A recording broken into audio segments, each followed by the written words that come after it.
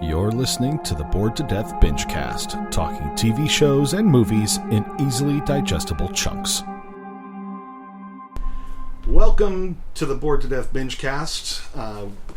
I am Jay, being joined by Chris. And this is not a conventional Bingecast today. Well, yeah, I think that maybe if we had done this pre Disney buying Lucasfilms, then we would have been talking about this. But since we're really late to the game, we were both late to the game, but we're sort of hinting at it. But let's just say it, we're doing what we're calling a Wrapcast, WRAP. For Star Wars: The Clone Wars, the animated series that was how did it go originally? It was on Cartoon Network. It was on. Yeah, it was on Cartoon Network. No, I think it was on Nickelodeon. Because I remember Jenny Tartakovsky's Star Wars Clone Wars shorts were on Cartoon Network. Yes, I remember those. Those were awesome. Very minimalist in terms of dialogue and everything. It was literally just showing the Jedi and the clone troopers being badasses. Yeah, but that was in his style, and it's not really considered canon. But the other one, the all CGI one, that's considered canon. Right, and it had a little rough patch towards the end of its original run with the last season. Well, the last season was a Netflix exclusive. That's right. It was Netflix exclusive, and everybody assumed that was it. That was it. Then Disney acquired them, and they said, "Oh, we're making one final season." Was it last year? I can't remember. Was it last year that they made the announcement that there was going to be a new season? Because they showed the trailer for it. I think so. Where it showed Anakin being told, like, "Hey, you have a message for you," and then he goes over to one of those hall tables, and it's Ahsoka. Right. And that's when we were like, "Holy shit, new season!" And they also made it clear the final season. Yes. And based on how things go in the last 4 episodes, very much the final season. I mean, if you're familiar with the storyline for Star Wars, mainly with the prequel trilogy, you know how it ends. Yeah, exactly. But we're going to talk about not just season 7 of Clone Wars. We're going to talk about the Clone Wars series as a whole. Probably also talk Rebels in there as well, because it's really a sequel series of sorts to Clone Wars. It is. It focuses on a completely new set of characters, but it also brings brings a lot of characters back as well. So it's like going into the final season of Clone Wars, we knew some characters were going to survive. Plus they also brought in characters. Well, one character from Rebels and another character from Solo. Paul Bettany's character in Solo. Well, you say brought him in. He's literally just a CG character, just a hologram in the background. Well, yeah. He doesn't say a single line, but it's his character. Well, neither does Kanan. It's supposed to be Kanan when he was still a kid, when he was just a Padawan. Like, technically, it's supposed to be like him and his master. Well, he's still just an apprentice, and the same thing, he's still a hologram. Yeah. But the thing is that when you watch it, you're not going to immediately think, "Oh, that's Kanan Jarrus." I had to read up on that. Like, I read that up. There's a lot of that in the Star Wars stuff. It's like, any character that looks in any way slightly unique, somebody has given that person, that character, a name, and then the fans usually will come up with a whole backstory for them. Oh, like the kid in Iron Man 2 turns out to be Peter Parker. Well, yeah. Yeah, and that was... except that was something that they actually did make canon. Yeah. Because Marvel's actually confirmed that. But at any rate, Clone Wars is also a tricky one to watch, because if you were to buy, get Disney Plus and watch it, it's not in order. It's not in chronological order. The same thing goes for when it was on Netflix also. Because when it was on Netflix, it wasn't in order also. They had the movie on there also, but... just like Disney Plus does, but it's not really bundled in with the rest of the Clone Wars No, series. You gotta watch that separately, but the movie was supposed to set up the series. Mm-hmm. It was basically a pilot movie. Yeah, which I thought was a good idea. Unfortunately, Because this was about a time in my life when I was seeing a lot of stuff that was coming out at the time, and I just thought, this is crap or whatever. So I unfortunately didn't watch Clone Wars until after it came to Netflix. I was the same way, except didn't watch it until it came to Disney, until I got Disney Plus. And and I had to go online and find the chronological order listing of the episodes. So every episode, I would, as the credits were rolling, I would pull up the list and be like, okay, what's the next one I need to watch? Oh, I need to go to season 3, episode 14, or whatever, because that's just unfortunately the way the episodes were written, produced, whatever. Yeah, but that's George Lucas's style. So that's more of his style, I guess. Of course, Clone Wars, when they brought in the character of Ahsoka Tano. A lot of fans weren't that keen on the idea, but by the end of the series, everyone was just like, "Yes, we want more of Ahsoka." Yeah, now if you watch Clone Wars from the very beginning and watch it all the way until the very, very final episode of season 7, you will love Ahsoka, and then you go and you watch Rebels, where she's a significant character, but a minor character overall in Rebels. Plus, she has an epic lightsaber duel with someone. I'm not going to say who it is because I don't want to spoil it for anybody. It is an epic lightsaber duel. And they have confirmed her for season 2 of Mandalorian. Yep. And we'll talk about season 2 of Mandalorian a little bit later, but but Clone War, the Clone War series, like the name implies, is set during the Clone Wars, between episodes 2 and 3. Literally, 2 right up to episode 3. Yeah, because the last 4 episodes of season 7 take place during episode 3. And you can literally, as you're watching the last 4 episodes, you can tell exactly when it takes place. Mm-hmm. Because there's a scene where Obi-Wan Kenobi is saying that Count Dooku's been killed. So we know exactly. So it takes place after that scene. You see the council having their little confab about what to do about Palpatine once Grievous is killed. There's because that they're like, scene. he has to give up his power now. And then the Initiate Order 66 scene. Well, not just that. There's the big confrontation between Mace Windu and Palpatine. Yeah, Anakin's turned to the dark side. You can hear it. You can use the audio from the episode 3 for it. Yeah, although I think they did let Anakin's voice actor from Clone Wars say at least one of the lines to sort of blend it in a bit. Maybe they did. I couldn't really tell if it was Hayden Christensen's or not. I read that Hayden it was. Christensen did. Like I said, they just ripped audio from episode 3 and put it in that. Well, that's what I'm saying. I don't know if it was Hayden Christensen's voice. I think it was, but I do remember hearing that one of the lines you hear Anakin saying in the Force vision or sense that Ahsoka has in that moment is his voice actor from Clone Wars. So, like I said, I think they blended it a little bit. Like it's Hayden Christensen while Windu is fighting Palpatine, and then it's the Clone Wars voice actor later when he's doing the, like, "What have I done?" line. Yeah, it's. I gotta talk about that scene for a second from Clone Wars, where episode 11. Yes, which is episodes 11 and 12 are the whole final season is excellent, but the last 4 episodes are just like holy crap. Well, this is when they're on the Star Destroyer, mm-hmm. And Ahsoka hears that whole scene happen in her head. She reacts to it. Not just her. Maul is hearing it too. Yeah, but he's not reacting to it. Well, we can't really tell. All we can see are his eyes because he's locked in that Mandalorian. Which is supposed to be like a prison cell. A prison cell for Force users. Mm-hmm. More on that later. Yep. And so she does that, and she goes to. It was Rex, right? the clone trooper. Yep. So she goes to Rex. But Rex has literally just gotten the order to initiate Order 66. And as he's doing this and she's talking to him, he has his back turned.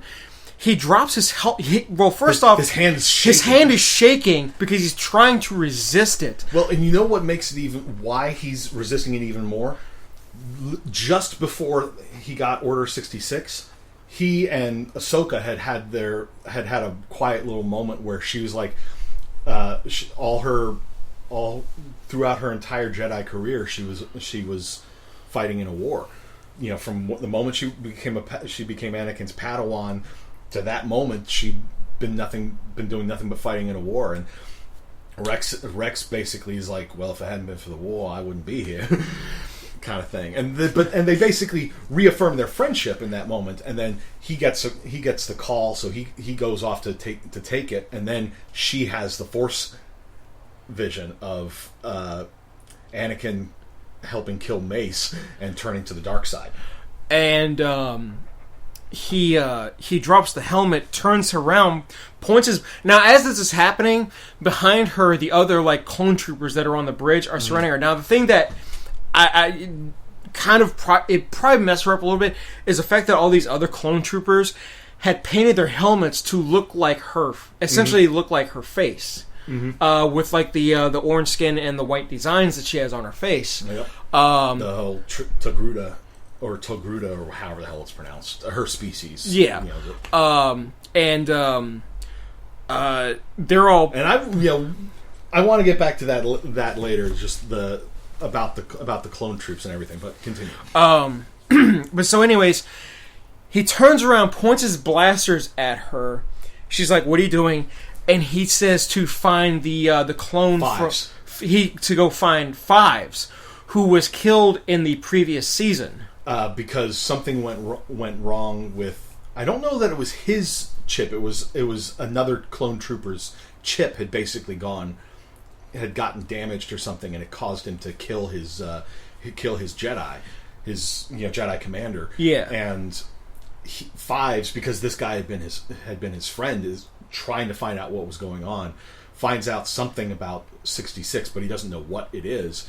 But then the whole thing ends up getting covered. He ends up being executed and framed for having another defect or whatever. But as he is saying, "Find Fives," you can see a tear running down his cheek. Because it's like that's literally the last thing that he can do before 66 takes full control over his mind, and he goes full evil, basically. Full under control by Order 66. Yep. And so she takes her newly acquired lightsabers that she had gotten from Anakin, and is essentially using them to block every single one of the clone troopers' blasts, and it blows a hole in the ceiling. She jumps through it, smoke clears, they look up, and they can see the hole, and they're like, alright, we gotta find her now. And so that little chase begins. But we gotta rewind a little bit to when they brought her back for this particular season, where the previous season, what was it, season 5 I think is when she left. Was it season 5 or 6? Don't remember, but it was an earlier season.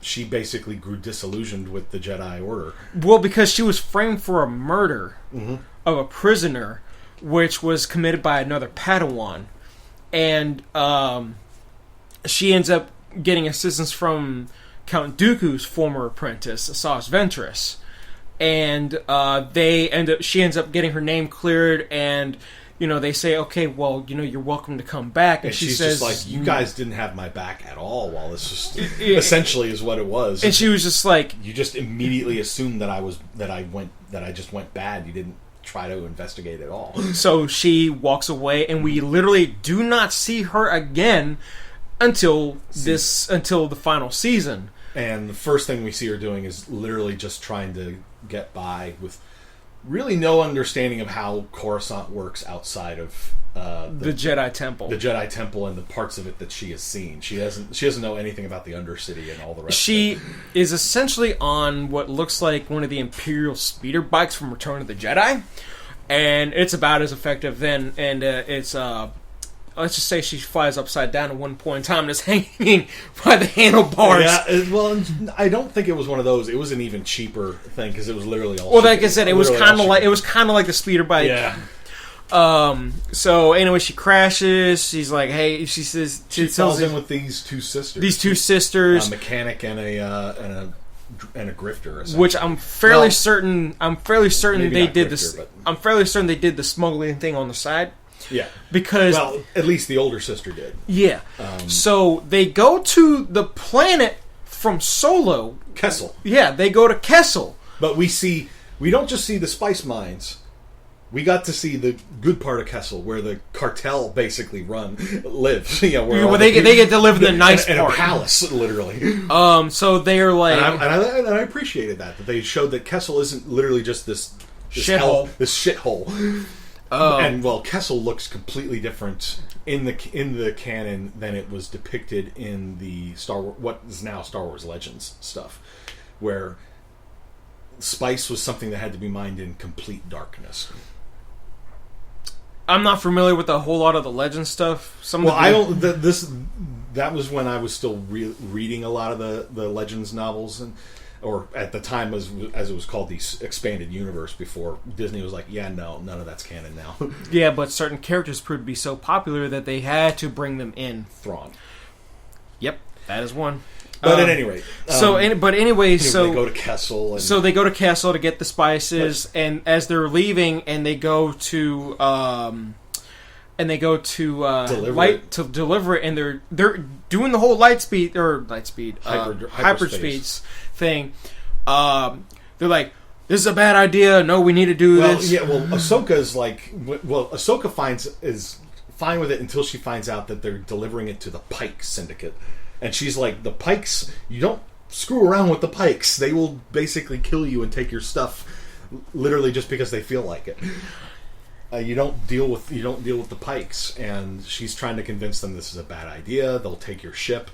And the younger sister, who literally built the ship herself, was like, they're not taking my ship. And she literally flips like 3 switches, and all the spice gets dumped out. She vents it into space. And the other sister's like, "What did you?" Oh no, both of them were like, "What did you do?" And that's when they realize, "Oh shit, she dumped all the spice out." Well, it's because Trace, the younger sister, is about as naive about the world as Ahsoka is sometimes, which is, I think, one reason why Ahsoka sort of, clicked with her so quickly, is that they were both had a wide-eyed innocence about a lot of stuff. But yeah, and it's just that whole thing with that whole deal that Ahsoka was going along with and everything, just one bad thing after another. It's like nothing went right until...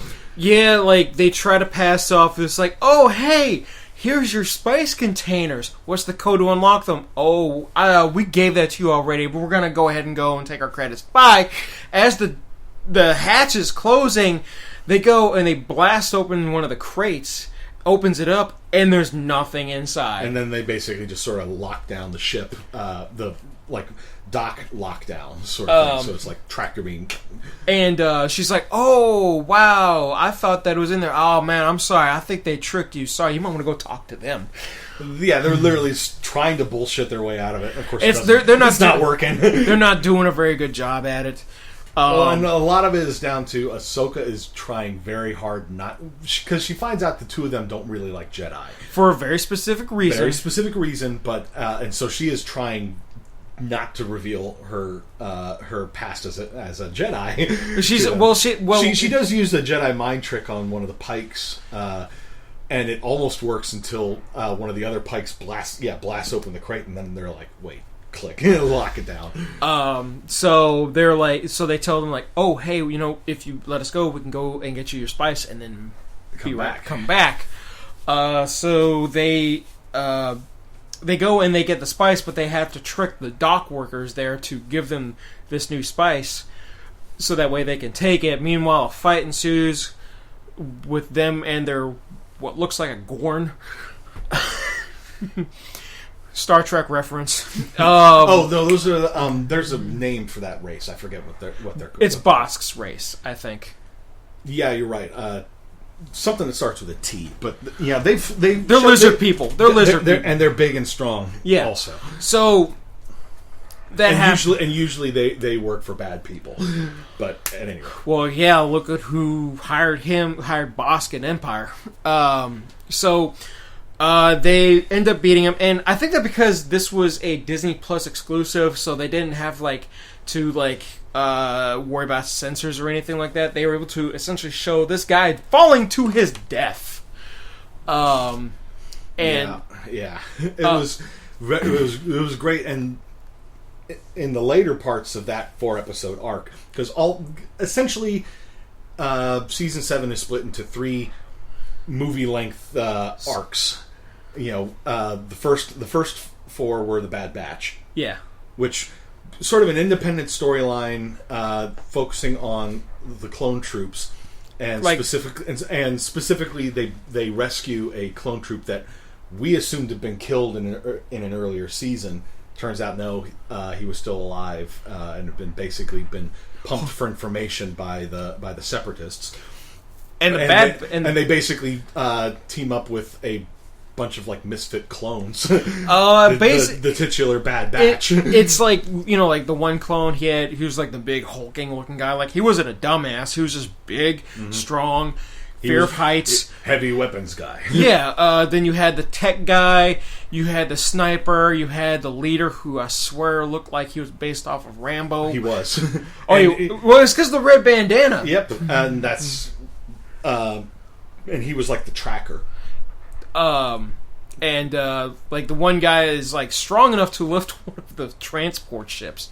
Because who was it that was trapped underneath? It was Obi-Wan, wasn't it? I forget. No, it was one. It was one of the other clone troopers. He goes, lifts it up, lifts it. Well, it's not like lifting it overhead. Just picks it up so the guy can get hauled out of there. And he walks away with them slowly. And cool guys don't look at explosions because the thing explodes. And but it was a great little standalone story. It was a good way to, something that I think had been adapted into a comic book, if I remember correctly. Well, because I know that a lot of the unused stories that were supposed to be in the season that they were planning on doing after season 6, the original plans for season 7, and then Disney was like, "That's a cool idea. We're just going to make it." That's basically what they did, and supposedly I think Bad Batch is supposed to be getting a spin-off series. I heard that also. I am all for it. If it doesn't even have to be a long-run series, which obviously it's not going to be, because the Bad Batch were introduced in season 7, which is as the Clone Wars are wrapping up. But hey, if they want to show what the Bad Batch did after the Empire rose, they went off and did their own thing, mercenary work or whatever, fine. I am all for more of the Bad Batch because I really like it, and it'll give Baker, the guy who does the voice, Bradley Baker, that's sort of who does the voices of all the clones, a chance to show off his acting chops a little bit more, because he does a pretty good job giving them all little slight quirks. In terms of their voices. And this is a perfect excuse for me to bring up the whole thing that I wondered when they were making the Clone Wars. It's how are you going to make that work? Because all the clones are basically the same. Okay, yeah, some of them will get names like Commander Cody, Fives, Rex. Well, no, I'm talking from the movies themselves. Oh, Cody, Obi-Wan's clone commander. He had a name, and I think 1 or 2 others were given names, but it's there wasn't really a whole lot to make them stand out from one another, at least as I remember from episode 3. But in the series, they put little flares and stuff all over their armor and their helmets. Some of them get tattoos or I like or what cut Rex, their hair into certain things. I like what Rex has on his with the little tally marks on his helmet to show droid kills. Mm-hmm. Yeah, I like that. But anyways, so like I said, I wasn't expecting them to go that far with it, but they did, and I'm that's actually cool. That they are trying to show that yes, they are all clones, but they are still individuals. Yeah, especially when they brought, what was it, like 2 or 3 of them into Rebels? There was 3 of them: Rex, Wolf, and can't remember the third one. There were at least 3, but the only one that of them that we met in Clone Wars specifically was Rex. Yeah, so it's kind of cool to see them introduce 2 new ones in it's Rebels. Basically, literally, he just found a couple other clone troops. Maybe he found others along the way, but it's like, and they just sort of laid low. They were just like, we've done our fighting. We're not part of the Empire. Screw that. But anyway, so back to Ahsoka. So they go and shenanigans happen where they are running away from the Pikes, and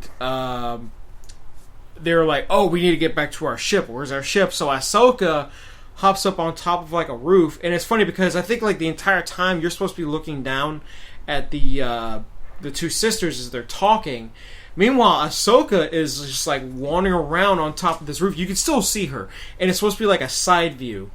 The building that she's on isn't like funny background event sort of thing going on. Yeah, essentially, while the 2 sisters are talking. Yeah, like you can listen to the sisters, but watch Ahsoka the entire time, and that's what I was doing the second time I viewed the episode. And she was like, "Hey, I see the ship. It's right there." She just points up to like one random building, and there it is.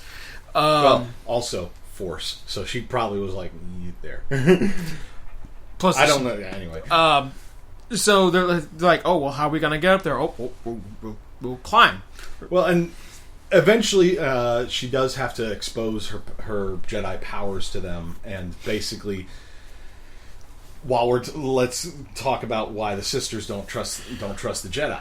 And this actually refers to an earlier episode from the Clone Wars. Yes. So apparently, their parents were killed when a missile was.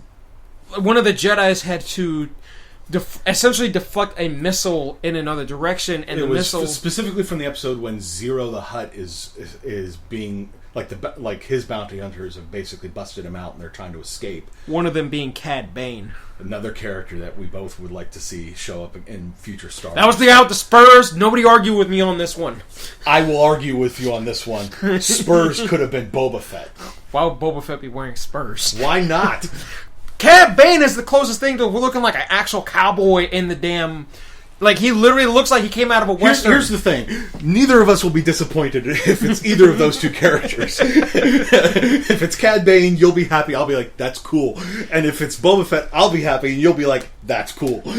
I'll be happy with either one, to be honest with you. Exactly. But I feel like it should be Cad Bane. But anyway, so... Back to... we're not talking about Mandalorian yet. We're going to focus on this. So the missile was deflected. It hit a building... It's been a while since I've seen the episode. Yeah. It hit a building, killed the parents. They weren't home at the time, but the parents were killed. And the Jedi said it's as the Force wills, or whatever the hell it was.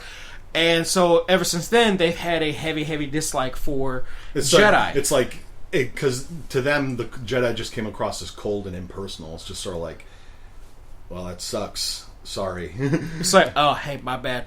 You're cool, right? We're cool. Yeah, it's like they didn't really do anything to try to help them because their parents got killed in something that the Jedi were involved in. It's like, do them a solid somehow, help them out. Exactly, but they didn't. But they didn't, so they've kind of been cold towards the Jedi. And then they ask Ahsoka, why did you, why didn't you tell us? Why didn't you tell us this? And she goes, well, because I'm no longer a Jedi. I'm not a Jedi. She's like, I left. And they're like, why would you leave that? Yeah. So because as much as they dislike the Jedi, they see it as that's a good life. You're up in topside, with all the rich folk. Like why would you leave that? And I think she was like, oh, just it wasn't what I thought it was. And so then she left. By the end of the whole thing, spoilers as if we haven't been spoiling a whole lot already. They do manage to save the day for the sisters. They keep the ship. They get them out of trouble with the Pikes, and they basically tell Ahsoka, "We'll keep your bike for you," in our shop. And basically it's like, you're what the Jedi should be. So it was a good ending for them. It was a nice ending there. I was like, because as I was watching those episodes, I'm like, how are they going to resolve this? Are they going to warm up to Jedi again, or are they just going to warm up to Ahsoka? Because I don't want them to be like, thanks, but don't ever contact us again. Yeah, I mean, but after she said, oh, well, I left the Jedi Order, I think that's when they were just like, kind of taken aback by that, because it's like, why would you leave that? And it was also just like, you can do that? It's like, one of those things like I guess they thought that it was like, once you're in, you're permanently in. Yeah. But towards the end of that story arc, the Death Watch also returns. Yes. Bo-Katan and the members of Death Watch from Mandalore. So they go to Ahsoka saying, we need your help to get Maul off of Mandalore. Because in an earlier season... Well, and let's take this opportunity to talk about Maul and how Clone Wars essentially redeemed the character. But by that, I don't mean they made him into a good guy. No. He's not a nice... He is not a good person. They made him more than the one-dimensional character he had been in episode 1. So this is something that I had read. So Ray Park Jr., who plays Darth Maul in the movie, did say that Darth Maul was supposed to have a lot more lines in the film, but they were all cut, save for like the one line that he says to Palpatine. Yeah, it's like, and that's it. So, like in episode 1, then like when episode 1 first came out in the theaters, and when we saw Darth Maul in the trailers and everything, we were like, holy shit, this guy looks awesome. He's got the horns, the red and the black skin. He's got the double lightsaber thing going on. He just looked badass. And then in the movie, he gets cut in half by Obi-Wan Kenobi, and then you see both halves falling down like a shaft, essentially. And sometime after, and you were like, what the hell was that? Clone Wars comes around, and then it turns out he has a brother on his home planet, which is his species is the male version of the Night Sisters. And the Night Sisters... The Zabrak. Yes, and the Night Sisters are the ones who are like the dominant gender on their home planet of Dathomir. Right. And so... who was it? Was it Asajj Ventress and Count... No. Asajj Ventress... Well, I forget who eventually finds him in Clone Wars, but... It's his brother. Oh, Savage Opress. Yes, it was Savage Opress who finds him, but I'm trying to remember who found Savage. I think it was Asajj Ventress. It was Asajj Ventress. Okay. Because she basically had failed Dooku one too many times, and he cut her loose.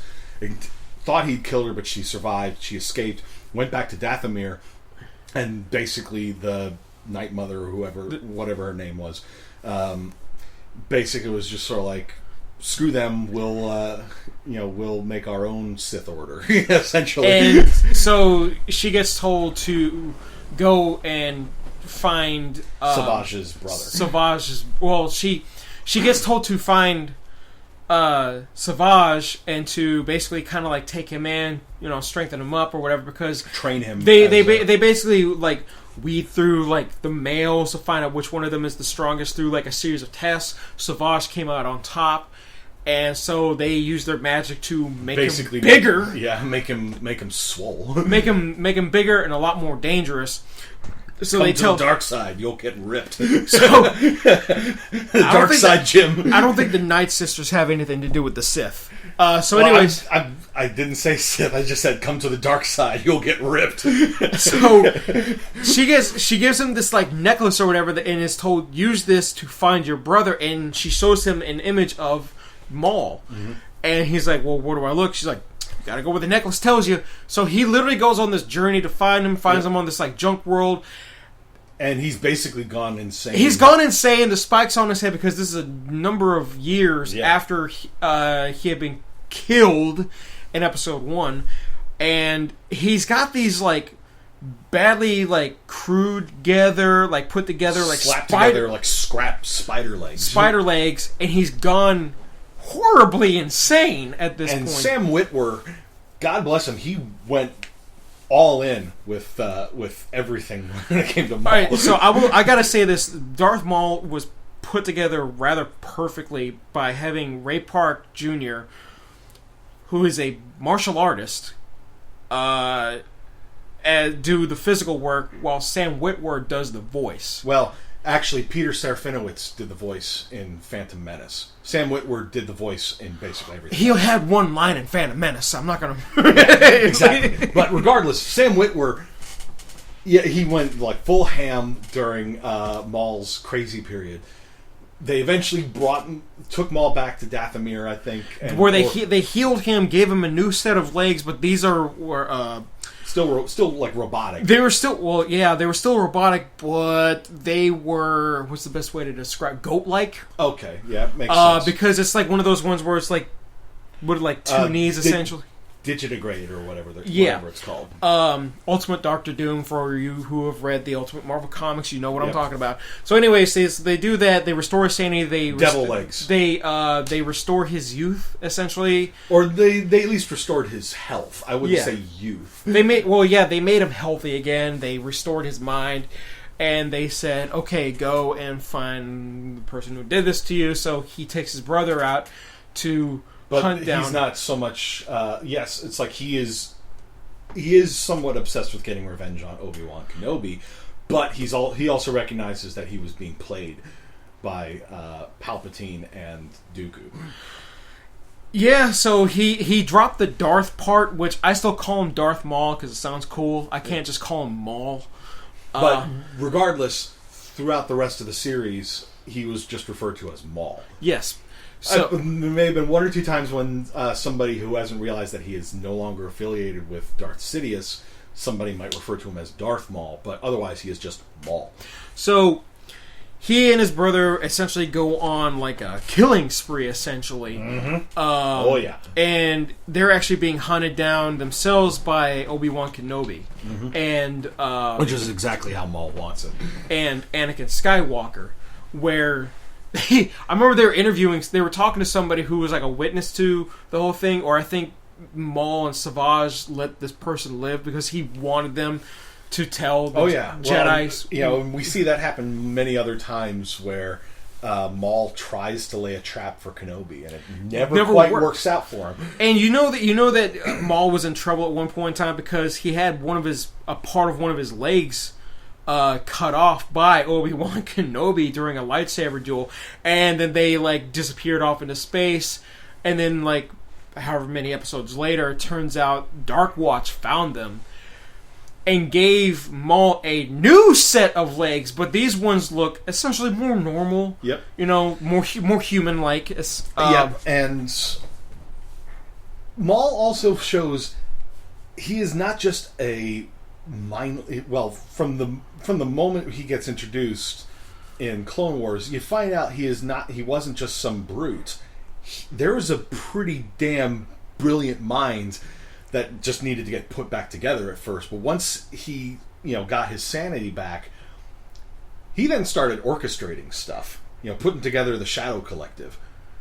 Getting all these various like crime syndicates and smuggling operations and stuff all working together under his order. The Crimson Dawn was part of it. Yeah, Crimson Dawn. If Black Sun was part of it. I gotta like say this really quick. I went to go see Solo, and I had my doubts going to go see it because I know that there were a lot of problems behind the scenes with the film. Like, I know that it went through like one director after another. Kathleen Kennedy, the guy that I'm not going to try to say the guy's name, the actor who plays Han Solo, did say that Kathleen Kennedy is extremely difficult to work with. Like, apparently, if you don't wear the right pair of socks on set in your outfit, in like whatever outfit you're wearing, she'll get pissy about it. Right, that's how nitpicky she is.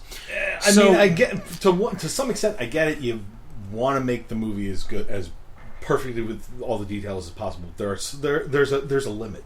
Yeah, I mean, that sort of thing is just like literally the only people who are going to notice that besides you are the really, really, neurotic neckbeards that live in their parents' basements.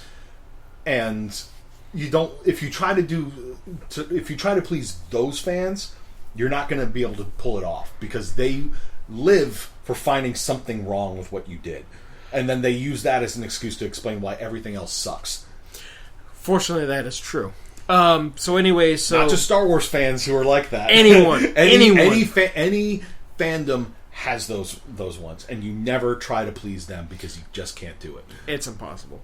So the scene where this is supposed to be after Paul Bettany's character is killed off, which, by the way, Paul Bettany was not the original actor to play that role when they went to do Dryden Voss. Yes.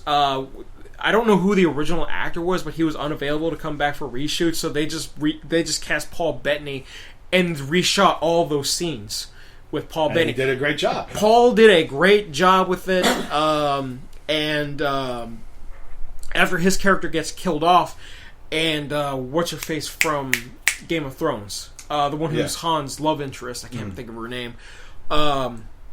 She contacts Maul. But here's the thing, though. We knew going through the movie that she was taking orders from somebody besides Dryden Voss, but we didn't know who it was. So when the little communication hollow table turns on, and she's talking to a figure just sitting there with his he's sitting down. He's got a hood over his head so you can't see his face. And that's not what revealed it for me before he started talking. I looked at his legs. And that's when I knew it was Maul. I was like... And because I hadn't watched Clone Wars before Solo came out, I'm watching it and I'm just like... I'm seeing dark figure in dark clothes and a dark robe with a hood, and I'm just like, why is she contacting Sidious? And it's not... And then, you see Maul's face. I was like, wait. What? Why is he alive? Because I didn't know. Aren't you glad I told you to watch Clone Wars? Yes. But during this scene, when I figured out that it was him, you were just like, no, I mouthed the words in the movie theater. I was like, that's Darth Maul. And then he takes the hood off, and I did just hear some of the fans of the crowd. No, there really wasn't much of an audience for it because, like I said, a lot of people said that they just didn't like the way the movie looked. The movie is great. It is great. I would love to see a sequel to Solo. Me too. We'll get into more other Star Wars stuff as we continue. This is probably going to end up being more like a Ramblecast than a Wrapcast anyway. So he says to her, "You and I have more work to do," and then that's it. We don't see any more of her. I'm like, more! I want more, damn it! So anyway, she contacts... Okay, so back to Clone Wars. She ends up contacting the Jedi, saying, I need your help to go and capture Maul because of what he's doing on Mandalore. Well, and rewind it a little bit more... With the whole Shadow Collective stuff, he then basically used that to launch essentially a shadow coup on Mandalore and take control of the planet in secret, ruling it from the shadows until Sidious feels a disturbance in the Force. And then Sidious himself just shows up on Mandalore. It's just sort of like and beats. He's like, boy, why are you still alive? And beats his ass, kills Savage. And then, beats Maul's ass. But then he tells Maul, he's like, I have further plans for you, which I don't think we ever actually see. Unless it's possible that, Sidious was just sort of like... Because we know that Sidious had a great deal of, prophetic foresight. Like, he could see how things were going to happen. And he may have seen that... Unless he had Maul around to distract the Jedi and specifically split Ahsoka, who was basically one of the grounding forces for Anakin in a lot of ways. It's sort of implied that a lot of the stuff, his disillusionment and his, starting to lean towards the dark happened after Ahsoka left. That was... and he may have recognized if Ahsoka is around when my plans come to fruition, she could talk him down. And I don't want to lose my greatest apprentice that way. So he could have basically left Maul there as bait to try to draw away the Jedi that could keep Anakin in check. Because it also falls to one of his lines when Ahsoka, when they get on Mandalore and they finally make their way to Maul, who's in like the throne room essentially. Mm-hmm. He turns and sees her and says, "I was expecting Anakin." And because, well, I'm just gonna say this: the music really sets the tone. The music for the last 4 episodes alone is fucking fantastic. It's very, very moody, very dark. It sets the tone perfectly. There are scenes with no dialogue, especially in the last episode. But oh my god! And when they're loading Maul up onto the transport ship to bring him up to the Star Destroyer. It's very moody. Like the last 45 minutes of the season is just moody AF. It's if you can find just the music for the last 4 episodes, definitely check it out. I highly recommend it. Yeah. Well, I mean, watch the episodes anyway, just for but they managed to capture Maul, and Maul, while he was aware that he was part of Palpatine's greater plan, didn't know what that plan was, because that's how Palpatine rolls. Yeah, he keeps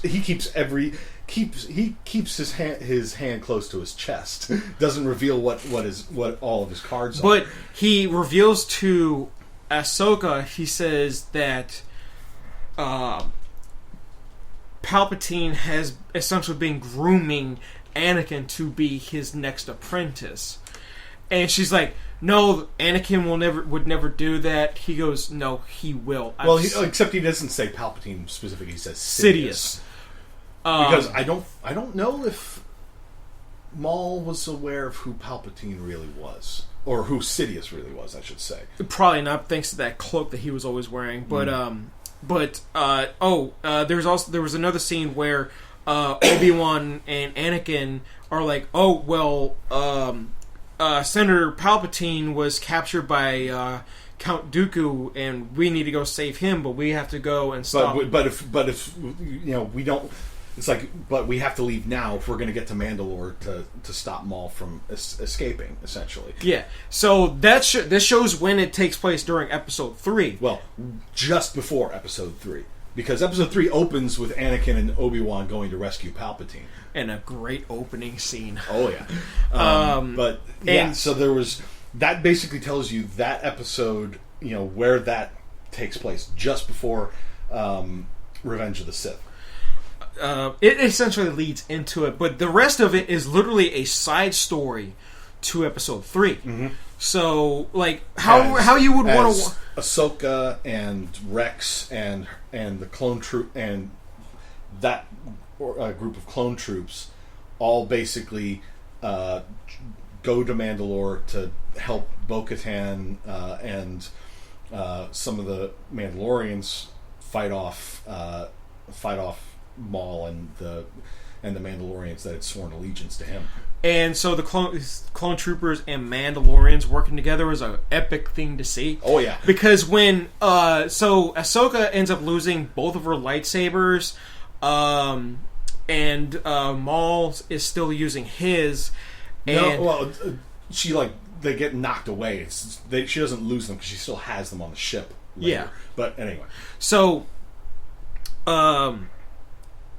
she ends up knocking Maul. They're on this like extremely high up structure. Like below them is the city, and he falls. It's like they're fighting under the plate in Midgar or something. And he ends up falling. She stops him using the Force, and then like these like clone trooper transport ships show up with clone troopers and Mandalorians on it, and the Mandalorians use their grappling hooks to tie him up, and he's going, "No, let me die, let me die."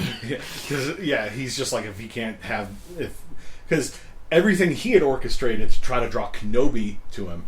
Yeah, Anakin was who he said it was, but it's because he knew that where Anakin went, Obi-Wan was usually going to be right behind him. And so his plans kind of went down the drain because it's funny because he does have one of the clone troopers as a prisoner, and they're like, "What do you want?" He's like, "I was honestly hoping for Obi-Wan Kenobi, but whatever." And he's like, "Go on, you can go on." He just walks. I was seriously expecting him to use the Force to snap his neck or do something to kill him or something, like throw him out the window. I was expecting something. Nope. He walks right up to Ahsoka and the Mandalorians.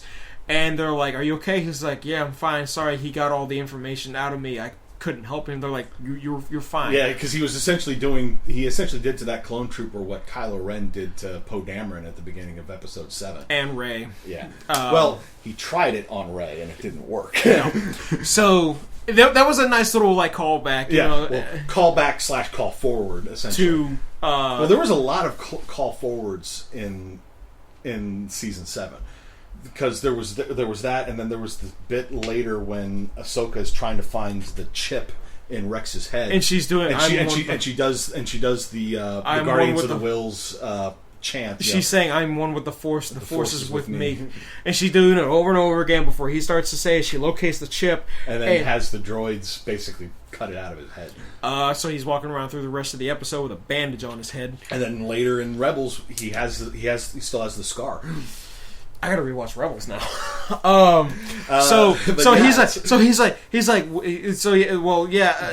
But Maul gets captured. Maul gets captured, and they put him. The Mandalorians lock him in this sweet-looking coffin thing that's floating in there, like a casket or something. It's got a window and it's got a little thing for him to breathe with, and all you can see really are his eyes. If you think about it. This is the Star Wars equivalent of the way they transport Hannibal Lecter around. Yes. So it just occurred to me, and I was like, because when we see the coffin, you see it from the side, and it's upright, and I'm thinking, did they freeze him in carbonite or something? And then you see it's just this casket with a window. I'm like, oh. Okay, and then they explain that it's something that the Mandalorians used to use against the Jedi back when they fought with the Jedi. The Jedi Mandalorian Wars, yeah, mm-hmm. Which I think was during I think Ahsoka was just sort of like, I thought your sister had all those destroyed, and there was one left. Yeah, so much for that one. But anyway, so they put him on. Again. This is one of those scenes where there's really no dialogue. Just that moody AF music. What sets and you're listening to this and you're like, what is going to go wrong? Because the music is telling you something is about to happen. And then execute Order 66. That happens, and so she gets loose. Well, yeah, back to that part.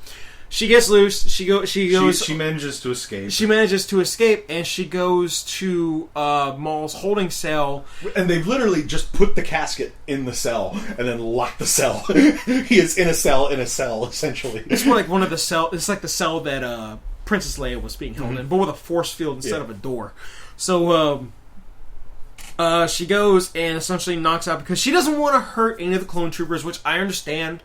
Because she fought alongside them. She thinks of them, a lot of them, as friends. So she knocks out the two guards, which plus they're all wearing helmets that have her face painted on them. Literally, except for Rex. But anyway. The thing is that they're told to kill Maul by Rex. Mm-hmm. So they go to and this is another thing when Rex, after Order 66 takes full control.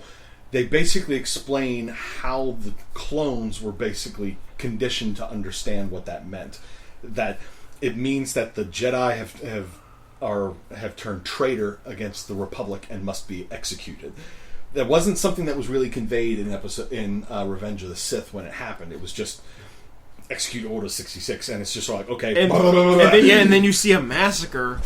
Yeah, Clone Wars goes into a lot more detail for a lot of what happened to Anakin, the clones, Obi-Wan Kenobi. It really is. If you are a fan of Star Wars, you must watch Clone Wars because of how it deepens everything. It makes the prequel trilogy had a lot of flaws, and one of it is that it didn't do a whole lot of character development. No.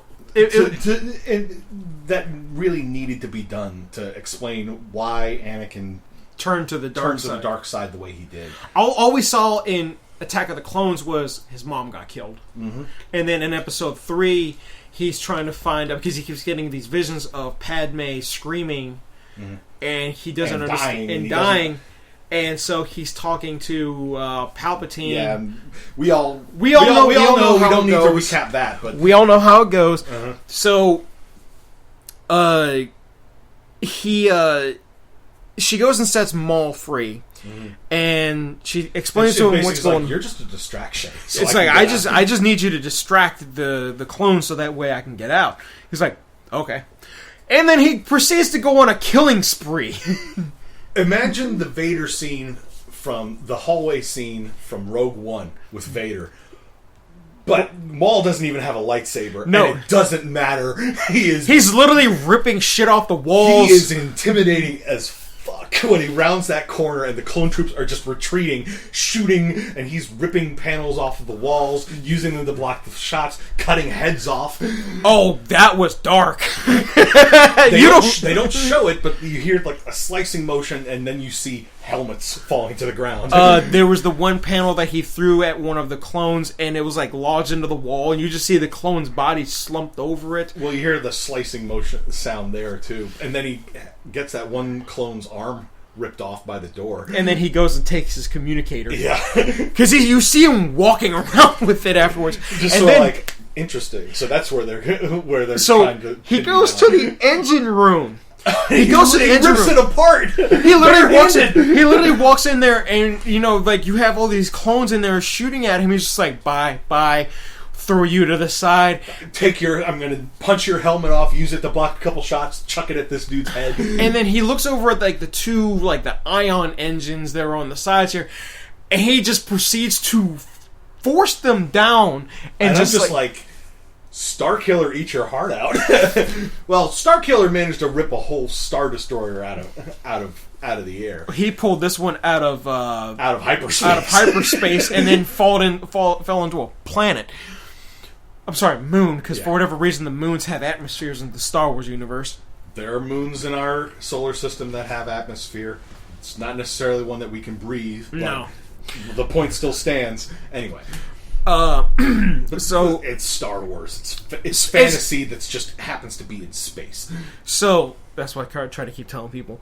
So it's not sci-fi; it's science fantasy. Anyway. So he does that, and meanwhile the thing with Ahsoka's happening where she gets the chip out of Rex's head. He's like, she's like, we need to find out how many of the troops have turned against us, and he's like, it's all of them. He's like, it's all of them. Every single clone trooper, everywhere. And so she's like, just stun them. I don't want you to actually kill me. He's like, okay. And they proceed. He's like, I don't see how that's really going to help. And he then later in the episode, as they're making their push to try to get to a shuttle or a ship or anything, he finally drums it home to her. It's just so like, they will not stop. They will die trying to kill you. You can't basically just not kill them, because they'll just still keep trying to kill you. Well, the thing is that earlier, this was after she had escaped from them after they were shooting at her, where he says, if anybody essentially takes her side, kill them.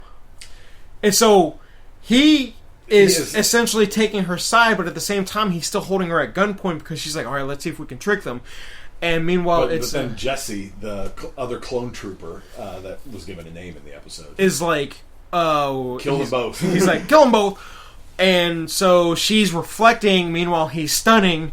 And then these droids that they have working with them are flanking around trying to prep a shuttle or something. Well, yeah, prep a shuttle, and meanwhile, I think it was one of them, started messing with the floors, so that way, like, the clones would literally being dropped down into a lower hangar or something. And Ahsoka, like, once they realize, because she actually does get hit a couple times, not fatally, but enough to hurt her, and kind of slow her down a little bit, because she's dual wielding lightsabers like she always does. And then Maul shows up, and he's just sort of like, there's a shuttle. I'll take that. Gets in the shuttle. He's trying to fly away. She's trying to pull the shuttle back using the Force because she's like, no, that's ours. But she realizes, oh, it's pointless. Lets him go, and then he. Mm-hmm. It's one of those things. Going into the episode, I knew those three at the very least, Rex, Ahsoka, and Maul, were going to survive because they show up. All three of them show up in Rebels. In Rebels, yeah. But it's like at the same time, I'm like, are they going to manage to save any of the other troopers, or something? So they can be with Rex later? No. Nope. So they managed to escape using a Y-wing, mm-hmm. a Clone Wars Y-wing, and it's a pretty epic falling scene because the ship is falling into the atmosphere, disintegrating as it's going. The whole thing is just like coming apart at the seams.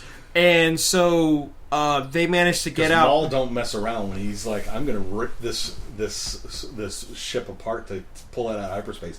That's literally, basically exactly what he did. So he goes, or they go in. Rex is piloting this thing, and meanwhile she's trying to get into the gunner seat, so that way they can make it safely down to the surface. And so once they do that, and mind you, during this whole scene, zero dialogue, just the music, just the action, just the sounds.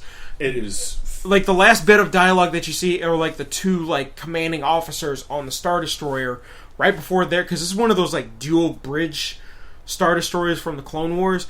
The bridge that they're on blows up. Mm-hmm. And their dialogue, that's it after that. No other piece of dialogue after that. It's just moody music, action, Star Destroyer falling onto a moon, and Ahsoka trying to get on board a Y-wing. She gets on, they land. Next thing you see is the camera is like panning along the ground, and you see the trench that the ship made as it crashed, and all the debris. All the debris. You see like the hangars, like the hangar doors are all banged up. The one bridge is smoking because it was destroyed, and it pans up, and then you see Ahsoka standing there with like a cloak on, and essentially grave markers with like clone trooper helmets strewn all about that, I guess, because I think they had... Due to the dead, basically. Yeah, so I think they went and gathered up as many of the bodies as they could and buried them, because you see Rex carrying a shovel, and then he puts it onto the side of the Y-wing, and you see like a backpack that he has on, and she looks at the lightsaber that Anakin had given to her just before they split up. Then him to go off to Coruscant with Obi-Wan to rescue Palpatine, her to go off to Mandalore to capture Maul. Because he said, if you're going to battle Maul, you're going to need these. Mm-hmm. And it's not her lightsabers from when she was a Padawan. These are like new ones. Because they were, what color were they? Blue? Yep. She takes the lightsaber and drops it and walks away. Yep. Meanwhile, the next part takes place about 5 months after. It's not exactly. It's not exactly. No. It's not exactly clear exactly how long, but it's long enough that they now have stormtroopers rather than clone troopers. Yes, which, from what I heard, was a mistake. So you can easily write that off. It's just like it could be a couple years later. It's just, but Vader was like too busy doing all the stuff that Palpatine needed hunting to do. down other Jedi, establishing his authority as as Vader's right hand man and chief enforcer. And then finally they're like, we tracked down what happened to Ahsoka Tano's ship from the end of the Clone Wars. But the thing is that I had read that it does take place about 5 months after. Okay. And so next thing you see is snow. You see one of the Imperial shuttles landing. You see the snow troopers. You see the creepy goddamn probe droids that they have from Empire Strikes Back. And then you hear Vader's breathing. And you just see him walk by as he walks up to where the grave markers had all been. Now, I'm not sure if they were all buried under the snow, or if they maybe had cleared the grave markers out before they left. But regardless, Vader walks over to where that was, and he finds the lightsaber in the snow, and he just brushes the snow off, and he ignites it. And then the owl overhead, that bird that he saw, yeah, that's Ahsoka's owl. From which episode was that? From like Rebels and stuff. Oh, really? Oh, now I remember. But he looks up at it, and you could see his eyes. Yeah, you can. If you pause it and you look close enough, you can see Anakin's eyes through the Vader helmet eyes. The lenses. You have to look close enough. Yeah. It's like you have to be looking for it, but it's there. And really the whole scene of the wreckage in the snow was very gorgeous. surreal. It was a painting. I noticed that as I'm looking at it, I'm like, that looks more like a painting than CG. And it's just, and I think that's what they did. It was just CG. It was just a painting, and then they did the CG animation over top of it. However they did it, it was gorgeous. It really was. And again, very atmospheric. Because no dialogue. Again, no dialogue. The closest thing you have to dialogue in that thing is just the occasional hearing, the little. And the probe droid talking. Well, that's the noises that it makes. But it is great ending. It's very tragic, of course, because unfortunately we all knew it was going to end in tragedy. We just didn't know how. So he turns the lightsaber off, turns around, and walks away. And the last thing you see is reflected in, I think that was Jesse's helmet. His helmet, at least, was there in the snow. Yeah. And you can just see Vader's silhouette in the middle of the T-bar of the helmet's visor, before it just fades away. And the last shot is just on that clone trooper helmet with Ahsoka's face paint on it. And that's it.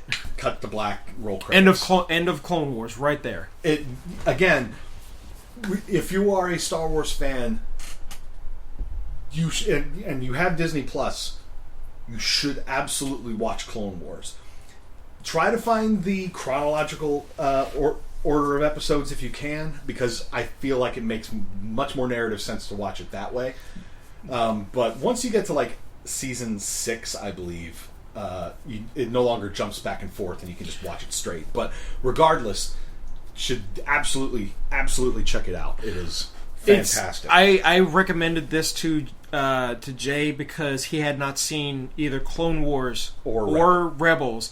And you kept talking about how they handled Maul in it. And I was finally just like, I think it was after I watched Mandalorian. I was like, or no, I started watching it before Mandalorian came out, because I got far enough into Clone Wars that at the end of The Mandalorian, when Moff Gideon cuts his way out of his wrecked TIE fighter with the Darksaber, I was like, holy shit! Aren't you glad I told you to watch it? Oh yeah. And I just remembered after seeing that episode going around the corner to your room, was like, have you seen the last episode yet? He's like, and you were like, no, not yet. I'm like, let me know what you think about the ending. And I think you came around and was just like, he has the Darksaber. It was, wow. It is. Well, The Mandalorian is a great series also. Again, Star Wars fan, check out The Mandalorian. If you haven't seen The Mandalorian yet and you call yourself a Star Wars fan, then what is wrong with you? Granted, the Clone Wars show isn't perfect. There are some moments where it's like, whatever.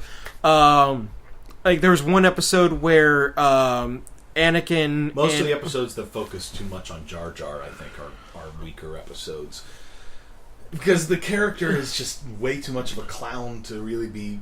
You shouldn't focus too heavily on him to try to make him seem that. Oh, probably one of the best episodes was the Water Planet episode. Fair enough. It's like, once you put him in water, he's a little bit more in his element, but he's still a klutz and a clown. Well, George Lucas did base him off of Goofy. Yeah. So, we'll give him that. Gorsh. I got to talk about one of the episodes. Misa Jar Jar Binks. I got to talk. God, Misa now owe you life debt. I got to talk about one other episode or two other episodes. Is the episodes where Yoda goes on that journey on his vision quest. Yes, because Dark Yoda. because during his vision quest, he ends up conversing with Darth Bane. Yes. And Darth Bane is voiced by Mark Hamill. He is a voice actor. Yes, but and to Mark Hamill's credit, he did enough difference to the voice that you couldn't quite tell it was him, and he wasn't doing his Joker voice, thank God. No.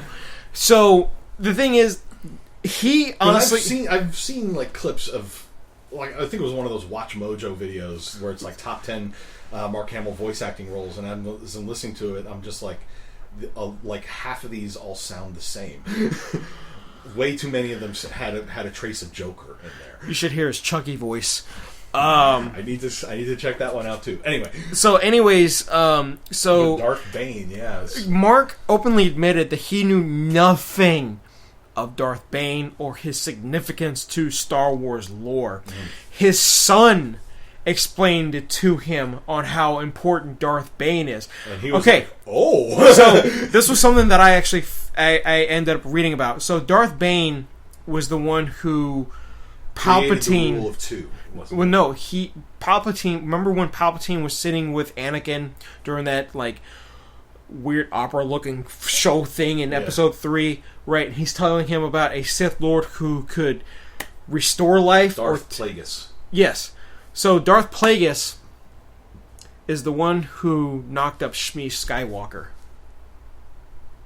I mean, it's one of those things that was very much implied in Episode 3 with that whole conversation. Yes. As to how the midichlorians birthed Anakin or whatever gobbledygook they came up with. Nope, it was Plagueis. Because I figured... Well, see, I didn't assume Plagueis. I assumed Sidious learned from Plagueis and then did it himself. That's always a possibility, but I had... Regardless, it was that, unnatural knowledge from the dark side that essentially caused Anakin's birth. But it wouldn't surprise me if Plagueis somehow knew that Shmi was going to give birth to... or was destined to give birth to Anakin, and then Anakin was going to do all the shit that he did. Because if you really think about it, Anakin did end up bringing balance to the Force.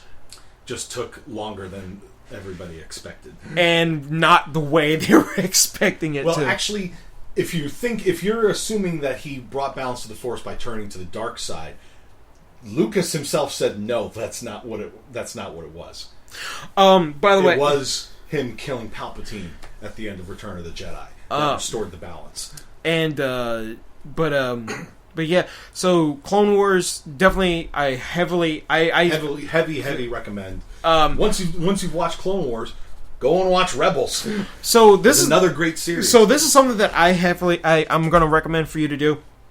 Watch the first two of the prequel movies, then watch all of Clone Wars, including the Clone Wars movie, which factors in there. It's not like the first thing you would watch if you're doing the chronological watch. Although we understand if you want to do it in release order. Yeah, if you want to do it just in the order that they're put on Disney Plus, go for it. It's still a great series. It's just some episodes take place in later seasons, take place before episodes in earlier seasons. But that's just George Lucas's style. That's on him, not Disney or whatever channel Clone Wars was originally on. But yeah, that, and then after you watch Episode 3, watch Rebels, because Rebels actually does end up eventually connecting to Rogue One. Because the Ghost, the ship from Rebels, is seen in the Battle of Scarif. And you see Chopper at one point. I had forgotten about that, but yeah, Chopper. Yeah, I think it's because he wasn't waving his little arms around. Well, it's not so much that. It's just that he's literally just It's on Yavin 4. Yeah, I know. Right. The base. I figured that's where. Right. The base from the place where it would have made sense. The base from Episode 4. And at one point in time, you see him just rolling along the ground, and you can tell it's Chopper. He's not doing his womp womp womp thing. He's just minding his own damn business, but you know it's him because Chopper honestly looks like he's made from spare parts. He is. But yeah, Rebels is a fantastic series. Like, Resistance is another series. I haven't actually watched that one. That one is much more geared towards a younger audience. You can tell based on the animation style, but Poe Dameron is in it. Mm-hmm. BB-8 is in it. Of course, because BB-8 is like the most recognizable thing from sequel era. Well, apparently now Baby Yoda has replaced BB-8 as the cutest damn thing in the Star Wars universe. Yes. Everybody who has watched that series gets immediately defensive and protective of Baby Yoda from the moment they laid eyes on him. Because we all remember the reaction we had in the last episode of Season 1 of Mandalorian when the trooper punches Baby Yoda. Everyone was just like, "You're killing him!" And guess what happened? Yep. So, but yeah, should we now talk about possible Mandalorian season 2? So this is all right. They have confirmed at least. So they have confirmed at least anyway. Yes, at least anyways that Ahsoka will be in season 2. Mm-hmm. Portrayed by Rosario Dawson, who is the perfect actress to play Ahsoka. No, it is not goddamn Brie Larson. No. I'm sorry. No. Just I would. No. I would rather have Brie Larson play Samus. Yes. Or live action Sergeant Calhoun from Wreck-It Ralph. No, just get the original voice actress. Yeah. Okay. But yes, Ahsoka is confirmed for it. Michael Biehn from Aliens is in it. I don't know who he's playing, though, because they haven't revealed who he's playing. You know who else, what other character I have heard is going to be in Season 2 of Mandalorian? Who? Sabine Wren. Ooh. And if I'm right, that's who Sasha Banks, the WWE wrestler, is portraying. She's got the right, she has the right kind of look to pull it off. I gotta take another look at Sabine, but yeah. Maybe, like, obviously an older version of Sabine. Well, obviously. Now, this is a rumor. The last time we saw Sabine at the end of Rebels was just after the Empire fell. Now, we could treat this as a rumor. Supposedly Ezra Bridger is going to be in it, too. If they give us closure on that from the end of Rebels. Because the ending to Rebels literally leaves it open to bring these characters back. Because one of the characters in, I wouldn't say Force Ghost form, does have a cameo of sorts at the end of Rise of Skywalker, where you hear all the different Jedi voices. And you hear Kanan Jarrus' voice. You don't just hear his; you hear Ahsoka's voice too. Yes, but but the thing is that a lot of them are like, because it's like voice, another voice, another voice, another voice, another voice. They're all sort of overlaid over one another. You can't really tell, so you literally need to essentially go and read whose voices they are. Because granted, yeah, I know that one of them I think was Hayden Christensen. I think they did get him back for that. Another one I think was Sam Jackson. They got a whole bunch of them. One of them, obviously, Yoda. Anybody that they could get. Obviously, one of them was Yoda. But yeah, supposedly Ezra Bridger is going to be in it. I'm wondering if Grand Admiral Thrawn is going to be in it. Also, because again, the way that now that would be a thing. Oh my god! If Thrawn were to be brought into live action, oh yes. Who would you want to play him? I don't know. Maybe that's who Michael Biehn is. Maybe he's the older version of Ezra. There you go. Because they haven't revealed who he's playing yet. The thing is well. We're both looking forward to next month when it finally drops. I don't know. We may do something for the Bingecast related to it. We're not going to do wait for them all to come out and then binge them all at once. No, we'll do it week by week. My recommendation is do that. Angry Joe does it for his show, but he does his in front of a camera. Right. But regardless, we're gonna try to do something for Mandalorian for the Bingecast when it drops. maybe separate episodes from our regular schedule. I'm game. But regardless, we're all looking forward to it, and of course, we both love Star Wars. I've said in the past, I want more Star Wars stories that don't just focus on the same characters all the time. So basically, the trilogy. The Mandalorian was like exactly the sort of thing that I wanted. Showing us sort of like stuff that doesn't necessarily involve the Skywalker clan and all of their basically their Force friends. users. Well, yes. If there hadn't been Baby Yoda in there at all, and they found some way to tell a story without Baby Yoda in there regarding the Mandalorian, I would have been 100% fine with that. Of course, Baby Yoda makes it even more awesome. But yeah, I want to see more stories in the Star Wars universe that don't just focus on. Okay, so in that case, let me ask you something. Between the two Star Wars stories movies, between Solo and Rogue One, which one's your favorite? Rogue One. Solo has its flaws, and it wasn't as good. Rogue One, I really liked it.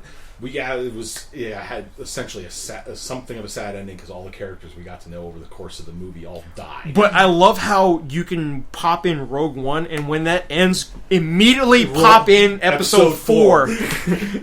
I actually did have to tell my old boss or my old manager in my office when Rise of Skywalker was coming out and everything. She wanted to do basically a chronologic watching of everything Star Wars on Disney Plus, and I told her, you might have some trouble with Clone Wars. Give me some time. I'll type up a list for you of the chronological order of everything. And so that's what I did, and I sent her the email. She was like, "Oh, so the Clone Wars is like, yeah, Clone Wars is like all over the place." I had to explain to our ex-roommate that Clone Wars was still canon, because he was like, "Oh, well, Ahsoka is no longer canon with the rest of the this thing." I was like, "Yes, she is." He was like, "Really?" And I had to, because I said Ahsoka is in Star Wars Rebels, and a lot of the characters from Clone Wars make appearances in Rebels. In fact, I'm just going to go ahead and say this right now.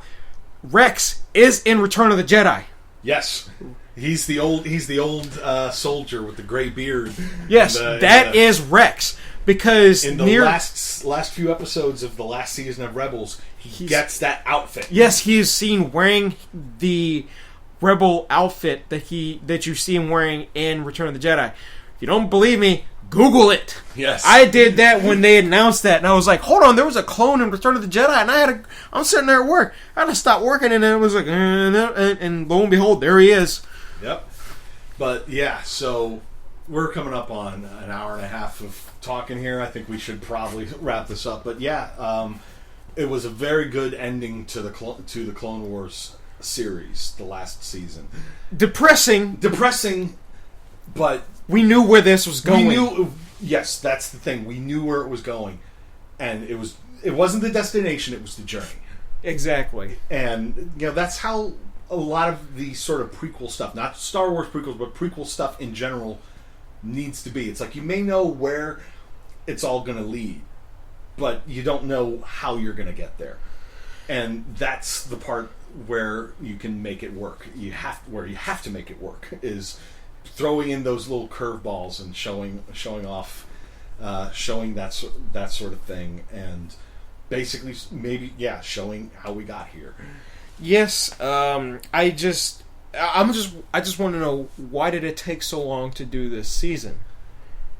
I mean, granted, I would have been. I was kind of fine with the way season 6 ended with on Netflix, where it was like the last few episodes were about Yoda. Yeah, and essentially establishing a lot about the balance of the Force and all of it. And one of the things I will openly admit that I love about those last few episodes was the fact they got Liam Neeson back to play Qui-Gon Jinn. Yes.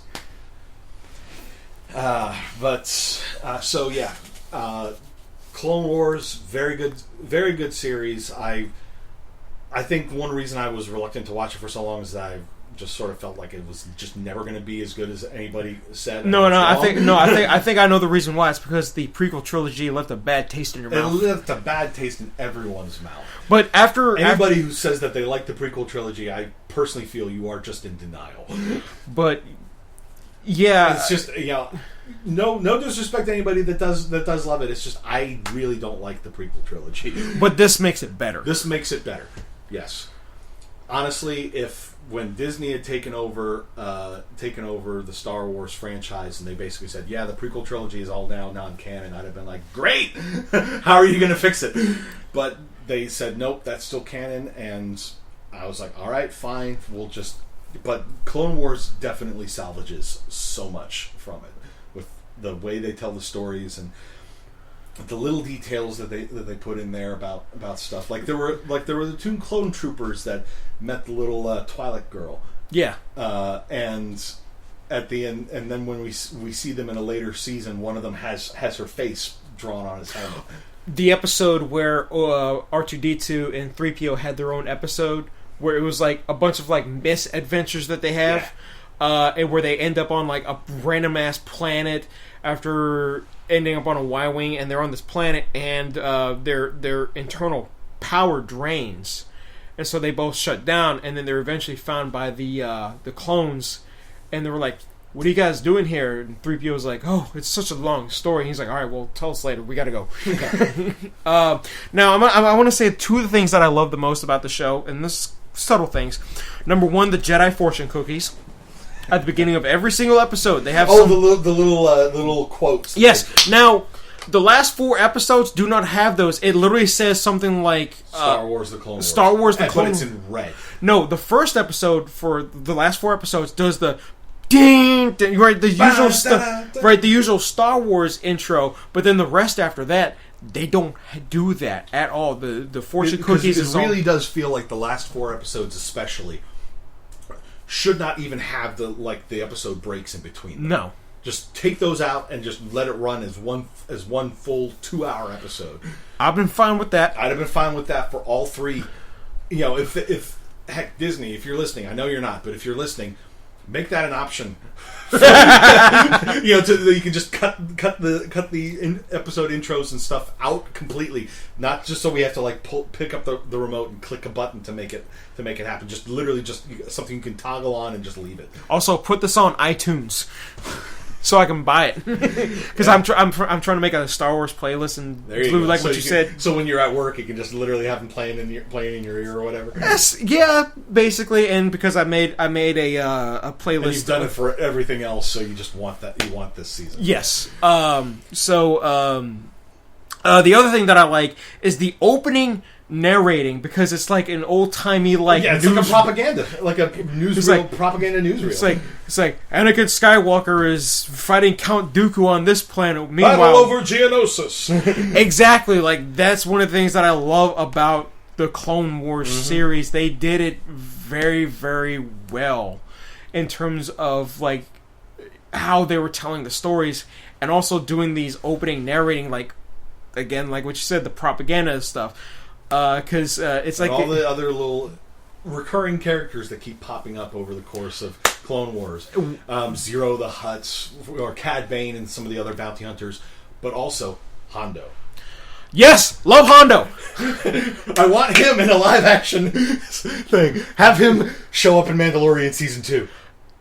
But we're going to need to get Jim Cummings to voice over him. Obviously. Because only Jim Cummings can use that old 90s Saturday morning cartoon voice. Anybody can, but he's the one who makes it work for that character. He made it work so well. When he showed up in Rebels, I was like, Hondo's back! Yes! He's old as dirt now, but yes! He's old as dirt, and he's still crooked as hell, but God love him. Oh my God, so many levels. Yes, you're gonna end up loving a lot of characters. Certain characters you're gonna be like, kill this asshole. Yeah, absolutely. But yeah, so Clone Wars season 7, a worthy conclusion to the series. And a worthy story for the prequel trilogy. Absolutely. Well, the series as a whole does so much for the prequel trilogy to salvage so many of the missed opportunities, as it were. And we also get younger versions of certain characters too. What's his face from Rogue One? The one who led the other resistance group. Saw Gerrera. Yes. We get a younger version of him in the Clone Wars. Actually... It's him and his sister. I thought that was in Rebels.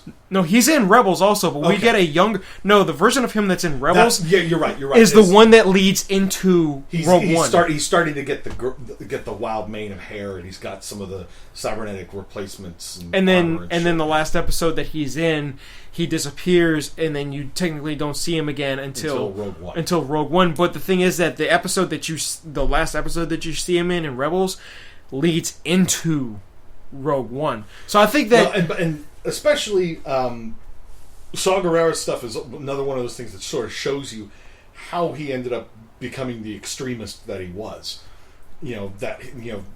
Why he broke from the main Rebel alliance with his partisans.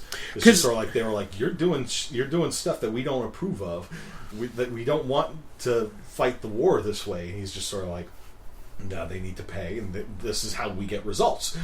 Well, I mean, he did blow up a big-ass kyber crystal. Yep. But, Clone Wars, absolute must-watch for any Star Wars fan.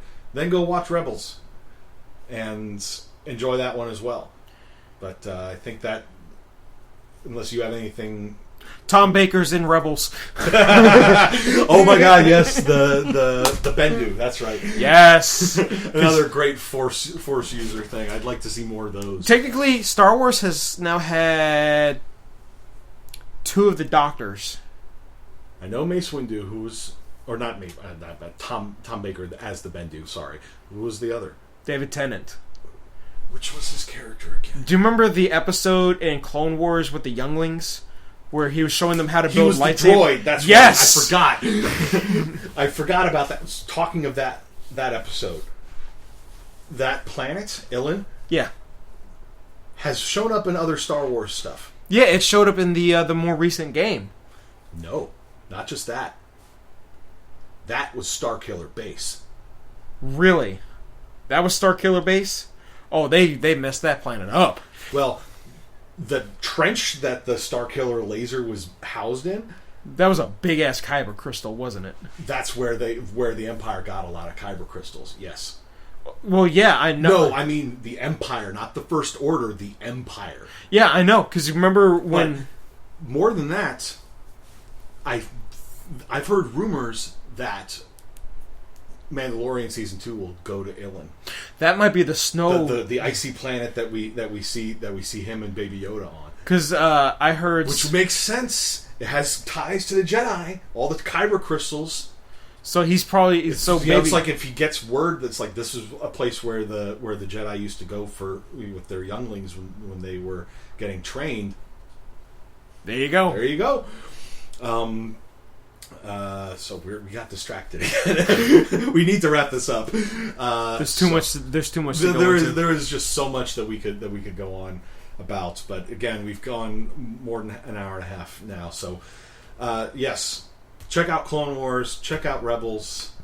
We're both looking forward to Mandalorian Season 2 and other Star Wars stuff as and when it comes out. So yeah, any final thoughts to add before? Just that I'm really looking forward to Season 2 of Mandalorian. Want to see us, and I'm honestly curious as to where they're going to start taking the movies now, because I know that the more recent trilogy was not. This is another case of let's not get into the flaws of the sequel trilogy, because that could be a whole nother Ramblecast. Between me and you, between the two of us. But some no, of the others haven't watched enough of the Star Wars stuff to be able to chime in. But no, because I've heard that some stuff has been canceled, some stuff they're doing again. Like Ewan McGregor did announce that he is back as Obi-Wan Kenobi for the Obi-Wan Disney Plus series. So honestly wondering, does that take place before or after he kills Maul? Or, I would probably say go for before. Well, actually, I don't know. there's still a lot a lot of story potential between when he went to Tatooine and up to when Maul shows up to try to kill him, and then post that before episode 4 starts. So there's a lot of potential stories you could tell there. But at any rate, that's again more stuff that we could talk about in future Ramblecasts about Star Wars. Mm-hmm. So is it a wrap? That's a wrap on this Wrapcast, this Ramblecast. So for Chris, I'm Jay, and we'll see you when we do our next binge. Do our next binge. Do our next binge. Do our next binge. Do our next binge. Do our next binge. Do our next binge. Do our next binge. Do our next binge. Do our next binge.